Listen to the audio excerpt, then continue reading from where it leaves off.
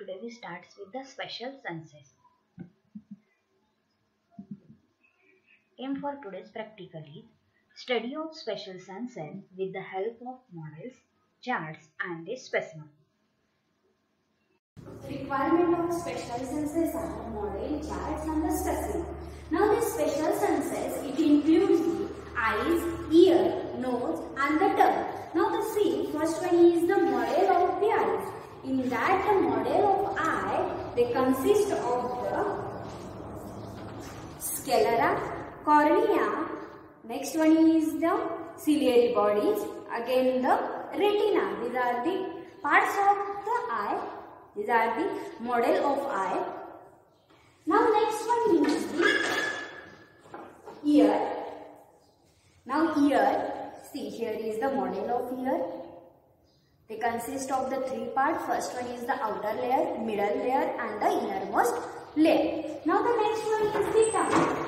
Now see here is the tongue. In that the tongue there is presence of the taste bud, and this taste bud which is responsible for the taste of the food.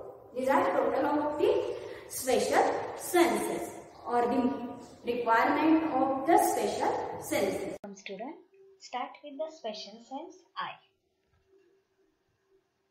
70% of all sensory receptors in the eyes. Each eye has over 1 million nerve fibers. Protection from the eye. Most of the eye is enclosed in a bony orbit. A cushion of fat surrounds most of the eye. Accessory structure of the eye. The accessory structure of the eye, which include the eyelids, eyelashes, eyebrows, the lacrimal apparatus, and the extrinsic eye muscle. Lacrimal apparatus, it means the tear producing apparatus. First one is the eyelids. The upper and the lower eyelids or palpebrae, which is singular, shade the eyes during the sleep, which protect the eyes from excessive light and foraging object, and spread the lubricating secretion over the eyeballs. The space between the upper and the lower eyelids that exposes the eyeball is the palpebral fissure. Its angles are known as the lateral commissure, which is narrower and closer to the temporal bone, and the medial commissure, which is broader and nearer to the nasal bone. In the medial commissure is a small reddish elevation, the lacrimal caruncle, which contains the sebaceous or the oil gland and sudoriferous or the sphygma. The whitish material that sometimes collects in the medial commissure comes from these glands. Eyelashes and the eyebrows.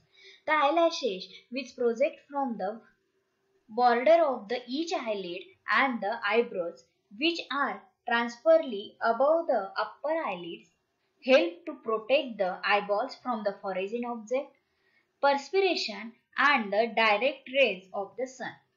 Sebaceous gland at the base of the hair follicle of the eyelashes, which is called as the sebaceous ciliary gland, releases a lubricating fluid into the follicles. Infection of this gland, usually by bacteria, they cause a painful pus-filled swelling, which is called as the staph. These are the eyelashes, these are the eyebrows, these are the upper eyelids, lower eyelids, and these are the palpebral fissure, and these are the lateral commissure, these are the medial commissure, lacrimal caruncle,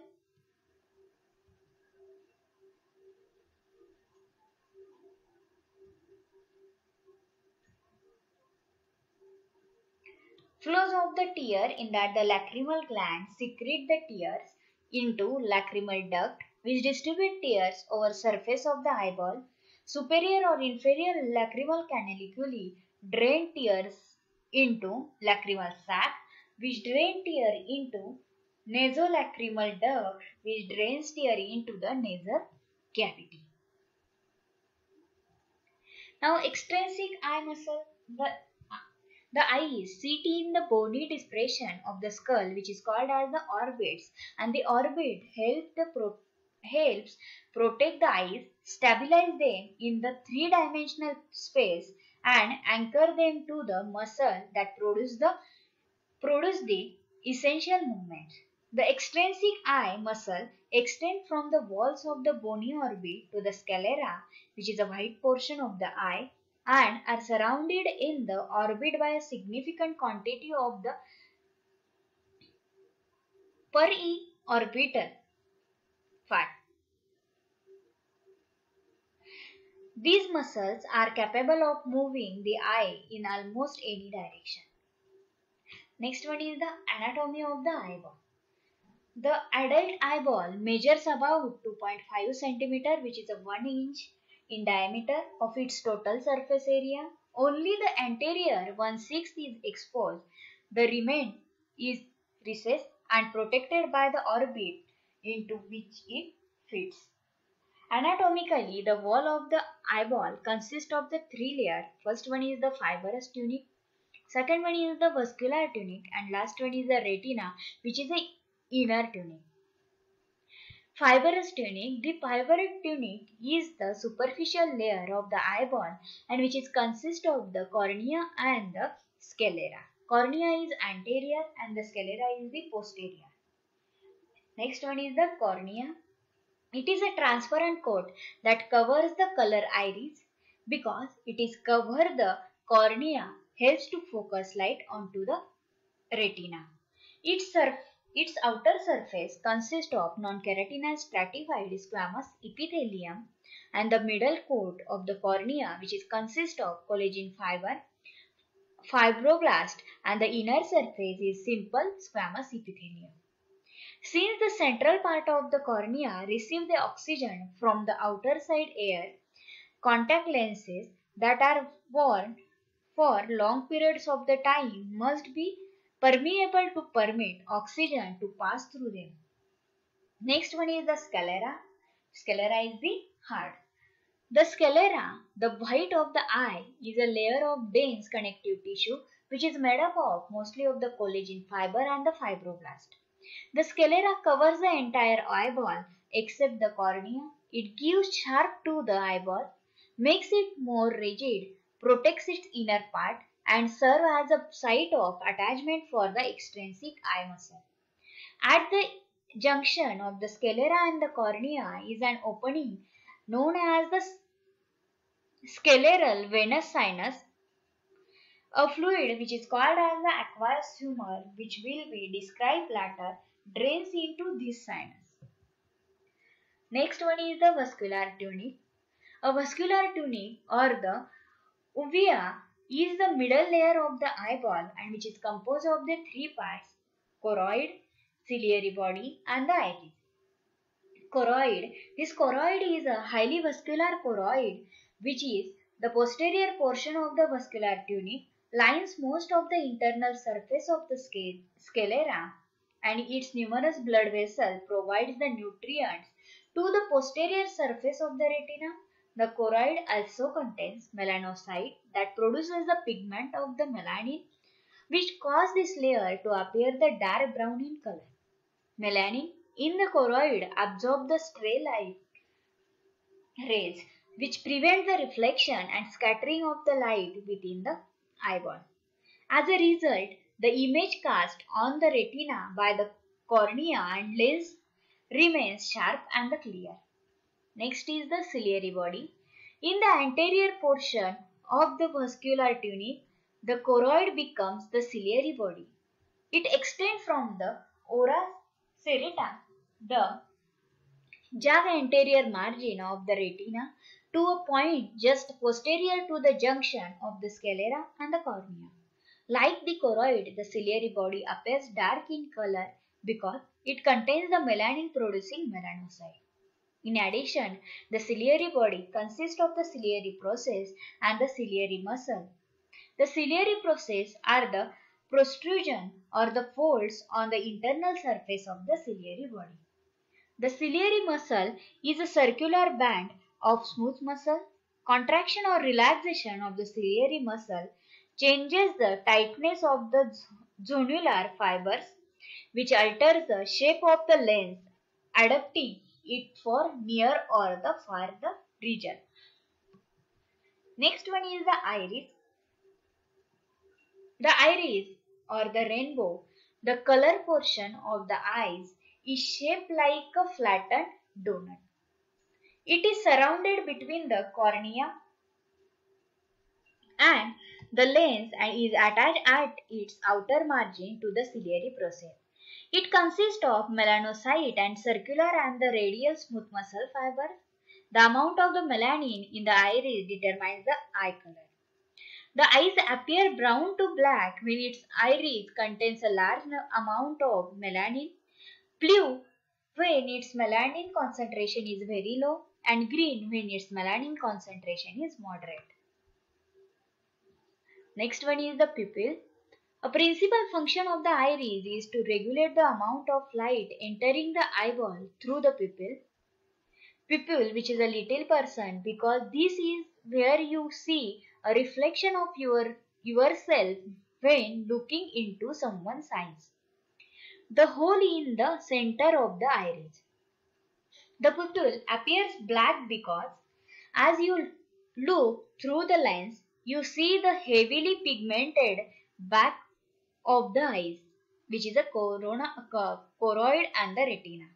However, if bright light is directed into the pupil, the reflect light is red because of the blood vessel on the surface of the retina. It is for this reason that a person's eye appear red in the photograph when the flash is directed into the pupil. Next one is the retina. The third and the inner layer of the eyeball is the retina. Lines the posterior 3/4 of the eyeball and is the beginning of the visual pathway. The retina, which consists of a pigmented layer and a neural layer. The pigmented layer is a sheet of melanin containing epithelial cells which is located between the choroid and the neural part of the retina. The melanin in the pigmented layer of the retina, as in the choroid, also helps to absorb the stray light rays.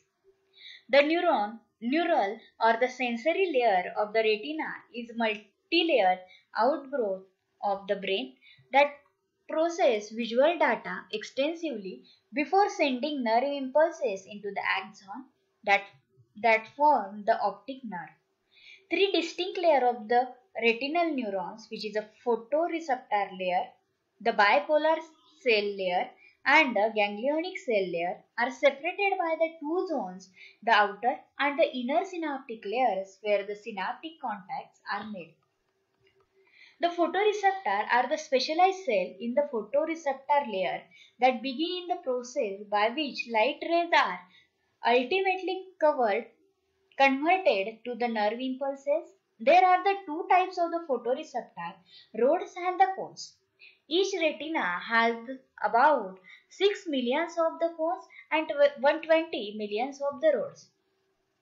Rods allow us to see in the dim light such as the moonlight. Because rods do not provide color vision, in the dim light we can see only the black, white and all shades of the grey in between. Brighter light stimulates the cones which produces the color vision. Three types of the cones are present in the retina. First one is the blue cones which are sensitive to the blue light. Second one is the green cones which are sensitive to the green light. And third one is the red cones which are sensitive to the red light. Color vision results from the stimulation of various combinations of these three types of the cones. Most of our experiences are mediated by the cone system, the loss of which produces the legal blindness. A person who loses road vision mainly has difficulty seeing in the dim light and those who should not drive at the night. From photoreceptor, information flows through the outer synaptic layer of the bipolar cells and from the bipolar cell through the inner synaptic layer to the ganglionic cell. The axon of the ganglionic cell extend posteriorly to the optic disc and exit the eyeball as the optic nerve. The optic disc is also called as the blind spot because it contains no rods or the cones. We cannot see the image that strikes the blind spot.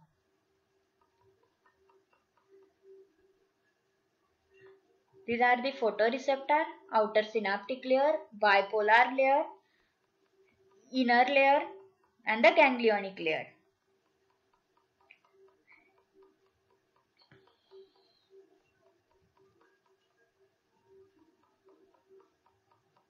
These are the microscopic anatomy of the retina.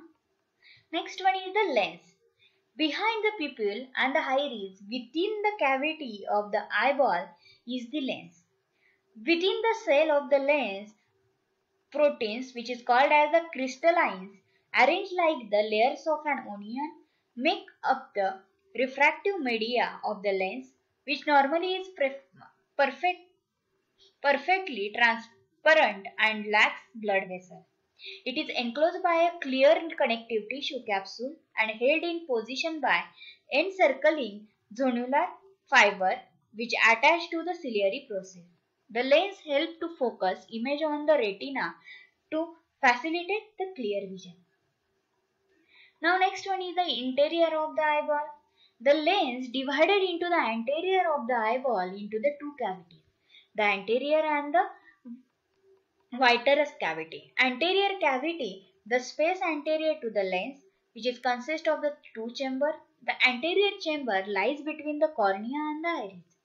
The posterior chamber lies behind the iris and in front of the zonular fibers and the lens. Both chambers of the anterior cavity are filled with the aqueous humor, a transparent watery fluid that nourishes the lens and the cornea.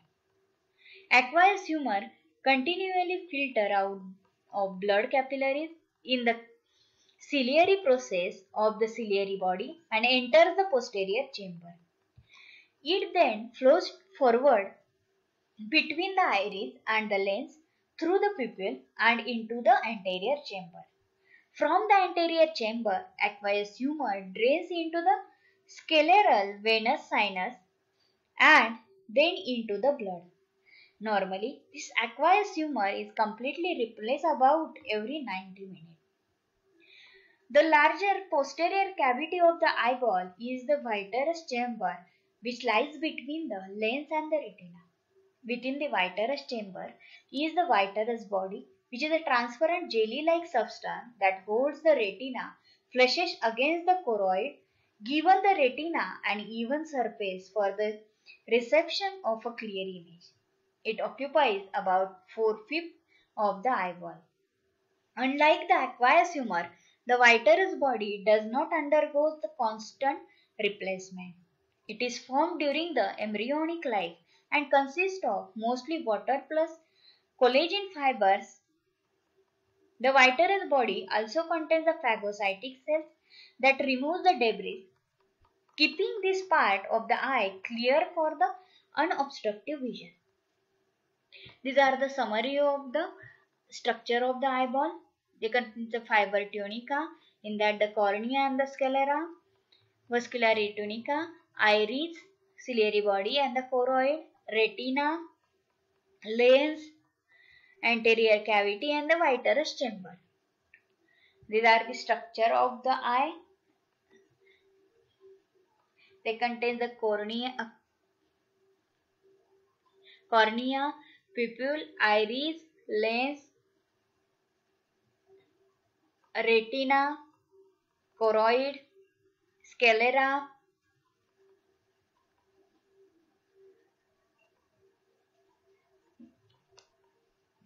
physiology of the vision.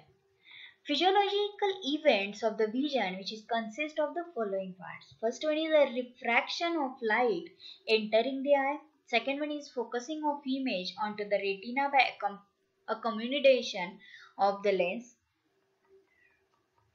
Convergency of image, photochemical activities in retina and conversion into the neuronal impulses, processing in brain and the perception.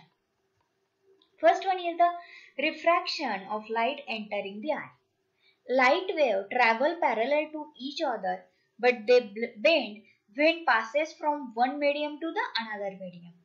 This phenomenon, which is called as the refraction. Before light reached the retina, it passed through the cornea, aqueous humor, lens, vitreous humor. So refraction takes place in every medium before its fall on the retina. In normal eye, light wave focus on retina. However, in myopic eye, it means the sightedness, light focus into the front of the retina. So this defect can be treated by using the concave lens. In case of far-sightedness, light focus behind retina, so no image is formed. This defect can be treated by using convex lens. Second one is the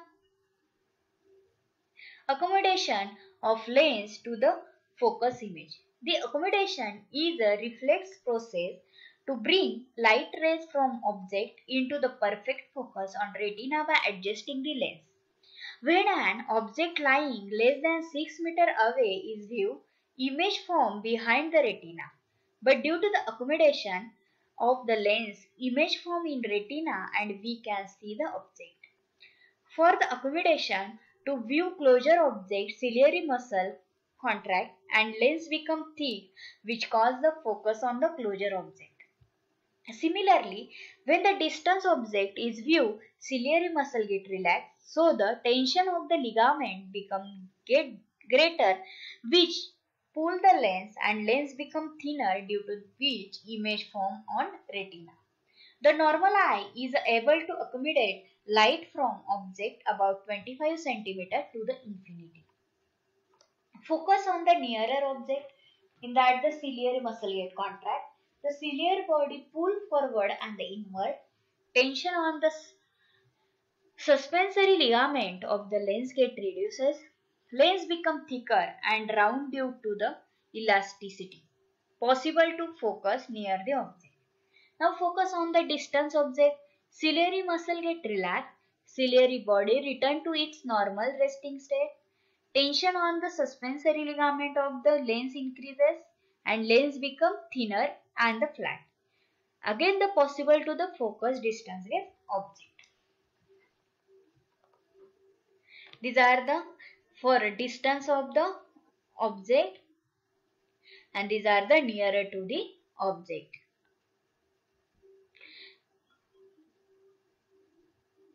Next one is the convergence of image. Human eye have a biconcave vision.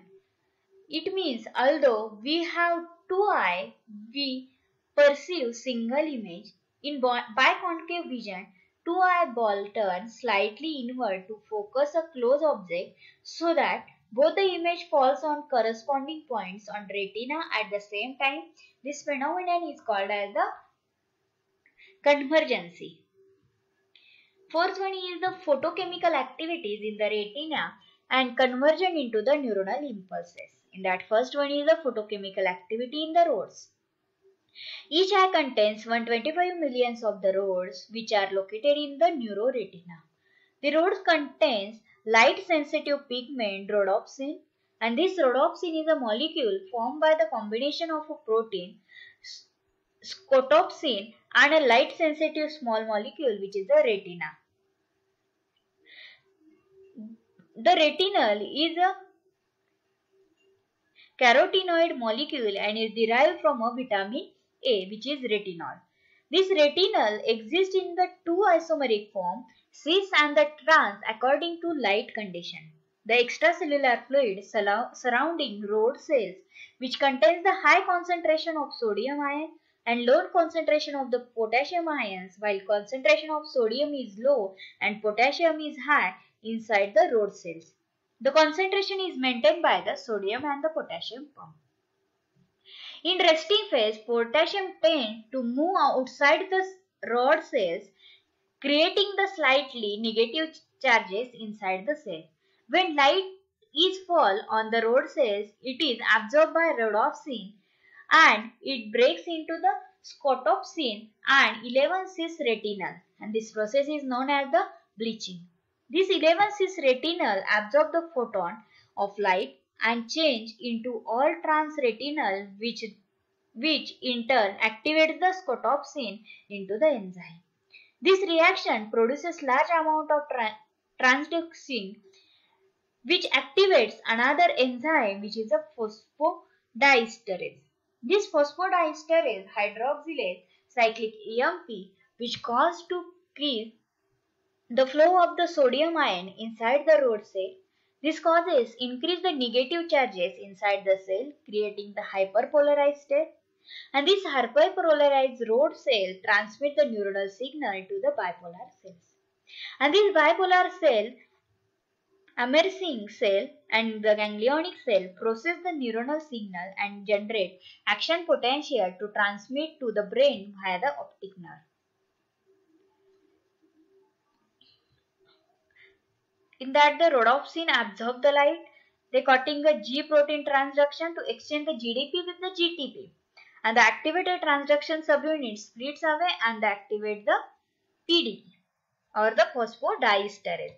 And this activated phosphodiesterase hydrolyze the cyclic AMP to the 5-GMP which causing the sodium channel to get the closed.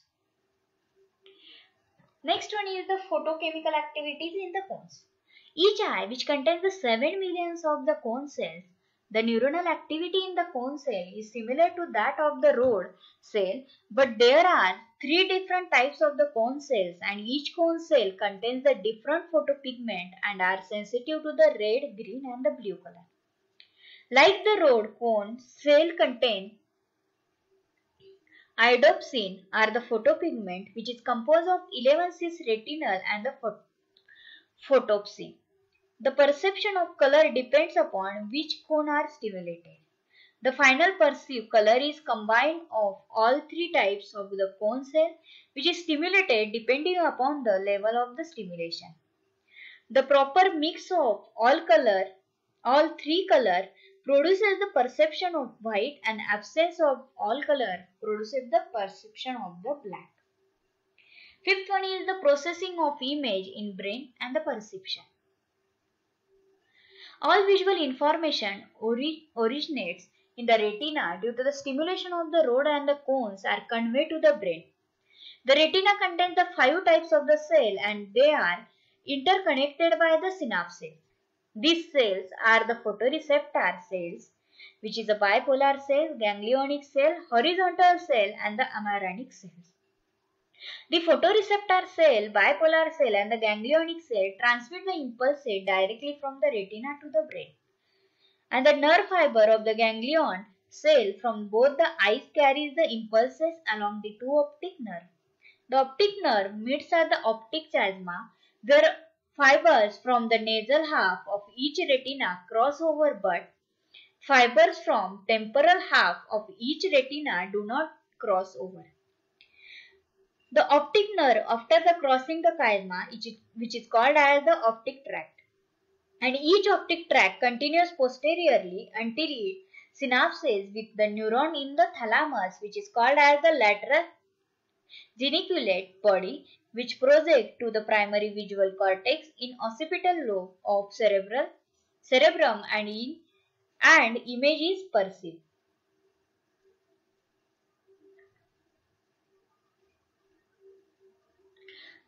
In that the short light rays is falling on the retina, visual receptor that is rod and cones are stimulated, impulses pass via optic nerve, optic chiasma, optic tract, relay in related geniculate body, a nucleus of the thalamus, fibers go to the superior colliculus prelateral area, example for the pupillary reflexes that is light and accumulation reflex, optic radiation, fibers terminate to primary visual area 17 of occipital cortex where true image of the object is formed and the neuronal signal pass to the visual association area 18 for recognition and the Welcome dear student. Today we start with the ear. Anatomy of the ear. The ear is divided into the 3 main regions. First one is external ear, middle ear and the internal ear. The external ear which collects the sound waves and channels them to the inward. The middle ear which conveys the sound vibration to the oval window. And last one is the internal ear which houses the receptor for hearing and the equilibrium. Now the external or the outer ear which consists of the auricle, which is also called as the pinna, external auditory canal, and the eardrum, which is also called as the tympanic membrane. Next one is the middle ear. This middle ear consists of malleus, incus and the steps. Next one is the internal ear or the inner ear, which is consist of the semicircular canals, vestibule and the cochlea. These are the external ear which contains the auricle or the pinna. Next one is these are the tympanic membrane. These are the external auditory canal and these are the tympanic membrane or the ear. Now next one is the middle ear. This is the middle ear. They contains the malleus, incus and the steps. Next one is the internal ear. This internal ear which is consist of the semicircular canal, cochlea and the vestibule. First one is the external or the outer ear. The external or the outer ear consists of auricle, external auditory canal and the eardrum. The auricle is also called as the pinna, which is a flat of elastic cartilage shape like the flared end of a drum and covered by a skin. The rim of the auricle is the helix and the inferior portion is the lobule. Ligaments and the muscle attached to the auricle to the head. The external auditory canal is covered tube about 2.5 cm or the 1 inch long that lies in the temporal bone and leads to the eardrum. The tympanic membrane or the eardrum is a thin semi-transparent partition between the external auditory canal and the middle ear. The tympanic membrane is covered by epidermis and lined by simple cuboidal epithelium. Between the epithelial layers is connective tissue which is composed of collagen, elastic fiber and the fibroblasts. Tearing of the tympanic membrane is called as a perforated eardrum. It may be due to pressure from a cotton swab, trauma or a middle ear infection and usually heals within a month. Near the exterior opening, the external auditory canal contains a few hair and specialized sweat gland which is called as the ceruminous gland that secretes the earwax or the cerumen. The combination of the hair and the cerumen helps to prevent dust and foreign objects from entering the ear. The cerumen also prevents the damage to the delicate skin of the external ear canal by water and the insects. Next one is the middle ear. The middle ear is a small, which is an air-filled cavity in the petrous portion of the temporal bone that is lined by the epithelium. It is separated from the external ear by the tympanic membrane and from the internal ear by a thin bony partition that contains the two small openings. One is the oval window and second one is the round window. Extending across the middle ear and attached to it by ligaments are the three smallest bones in the body, the auditory ossicles, which are connected by synovial joints, and the bones which is named for their shapes are the malleus, incus and the steps, which is commonly called as the hammer, anvil and the stub respectively. The handle of the malleus attached to the internal surface of the tympanic membrane and the head of the malleus articulates with the body of the incus. The incus, the middle bone in the serif, articulates with the head of the step. The base or footplate of the step fit into the oval window, which is directly below the oval window is another opening, the round window, which is enclosed by a membrane, and this membrane is called as the secondary tympanic membrane. These are the malleus, these are the incus and these are the step of the middle ear. Next one is the internal or the inner ear. The internal or the inner ear which is also called as the labyrinthine because of this complicated series of the canals. Structurally, it is consist of the two main division, an outer bony labyrinthine that encloses an inner membrane labyrinthine. It is like long balloons put inside a rich tube. The bony labyrinthine is a series of cavities in the petrous portion of the temporal bone which is divided into the three areas. First one is semicircular canal, second one is the vestibule, and third one is the cochlea. The bony labyrinthine is lined with the periosteum and contains the perilymph. This fluid, which is chemically similar to the cerebrospinal fluid, surrounds the membranous labyrinthine, a series of epithelial sacs and tubes inside the bony labyrinth that have the same general form as the bony labyrinth and house the receptors for hearing and the equilibrium. The epithelial membranous labyrinth contains the endolymph, and the level of potassium ions in the endolymph is usually high for an extracellular fluid, and potassium ions play a role in the generation of auditory signals. The vestibule is the oval central portion of the bony labyrinth. The membranous labyrinth in the vestibule consists of the two sacs called as the utricule, which is a little sac, and the saccule, which is a little sac, which are connected by a small duct. Projecting superiorly and posteriorly from the vestibule are the three bony semicircular canals, each of which lies at approximately right angles to the other two. Based on their position, they are named the anterior, posterior, and lateral semicircular canal. The anterior and posterior semicircular canal are vertically oriented. The lateral one is horizontal oriented. At the one end of each canal is a swollen enlargement which is called as the ampulla. This ampulla is a sac-like duct. The portion of the membranous labyrinthine that is lying inside the bony semicircular canal which are called as the semicircular duct. This structure connects with the utricle of the vestibule, and the anterior to the vestibule is called as the cochlea, which is a snail shape, a bony spiral canal that resembles a snail's shell and makes almost the 3 turns around a central bony core, which is called as the modulus.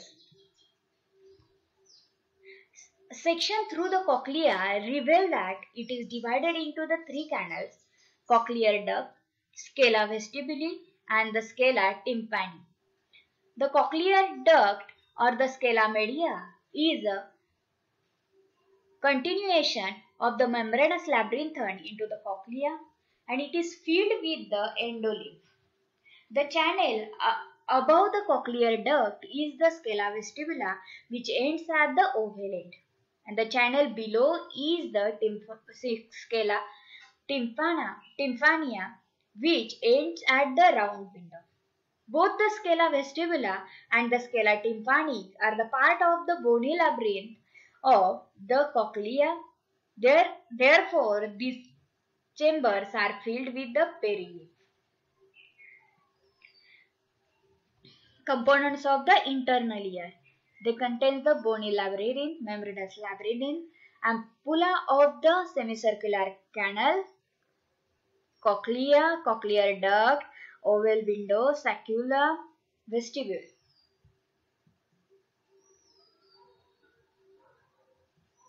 Next one is the physiology of hearing. Now the first step is the auricle directs sound waves into the external auditory canal. When the sound waves strike to the tympanic membrane, altering the wave of high and low pressure in the air, they cause the tympanic membrane to vibrate back and forth. The tympanic membrane vibrates slowly in response to low frequency, it means the low pitch sound, and rapidly in the response to a high frequency. The central area of the tympanic membrane connects to the malleus, which vibrate along with the tympanic membrane. This vibration is transmitted from the malleus to the incus and then to the step.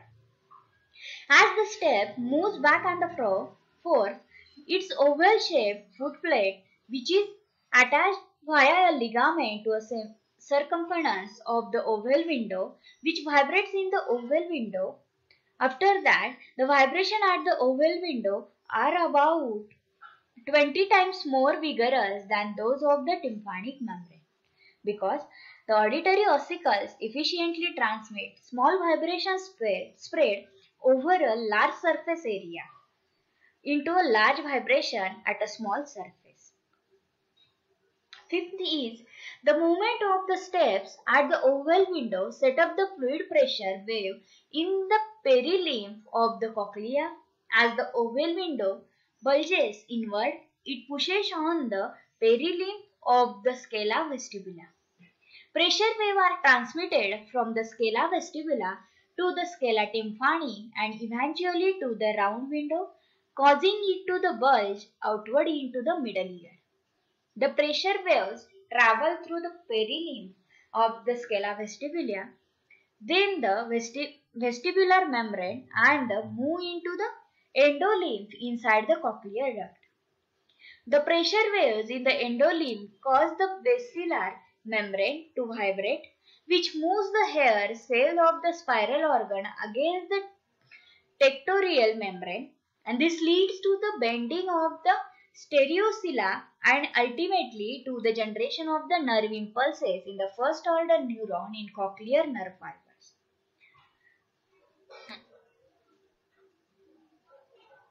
Sound waves of the various frequencies cause the certain region of the basilar membrane to vibrate more intensively than the other regions. Each segment of the basal membrane is tuned for a particular pitch because the membrane is narrower and stiffer at the base of the cochlea. High frequency sound induce maximal vibration in the region. Towards the apex of the cochlear, the basilar membrane is wider and more flexible. Low frequency sound cause maximal vibration of the basilar membrane. Loudness is determined by the intensity of the sound waves. High intensity sound waves cause the larger vibration of the basilar membrane, which leads to a higher frequency of nerve impulses reaching the brain. Louder sound also may stimulate a larger number of the hair cells.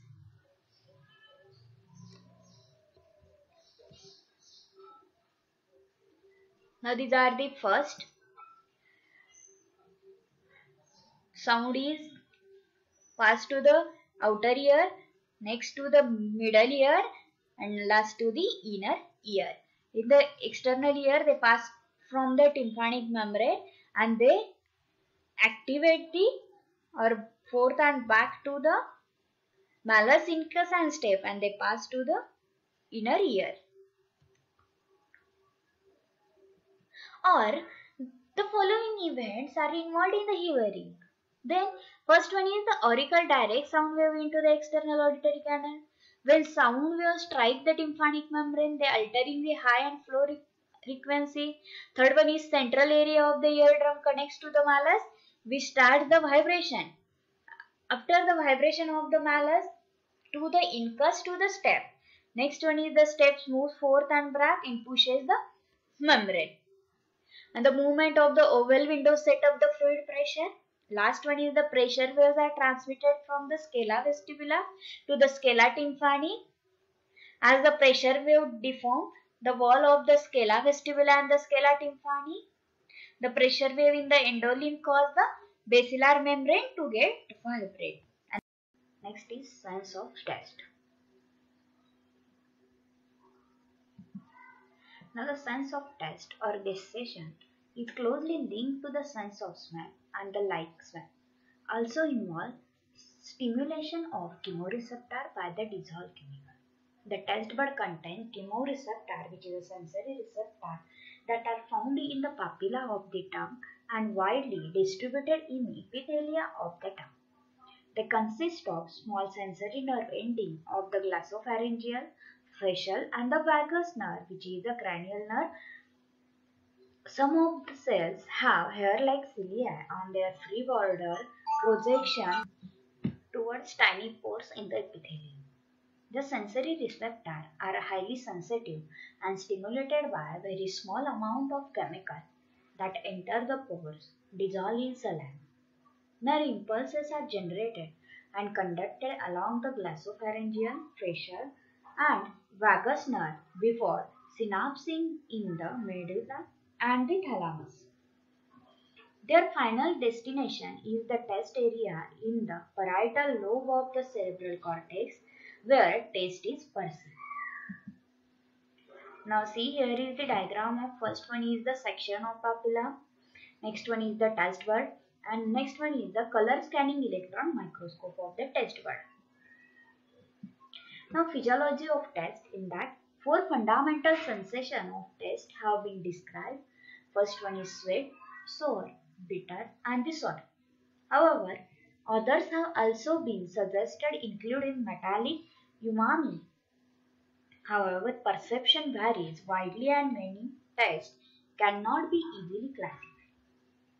It is true that all taste buds are stimulated by all taste. Taste is impaired when the mouth is dry because substances can only be tasted when in solution. The sense of taste is closely linked to the sense of smell.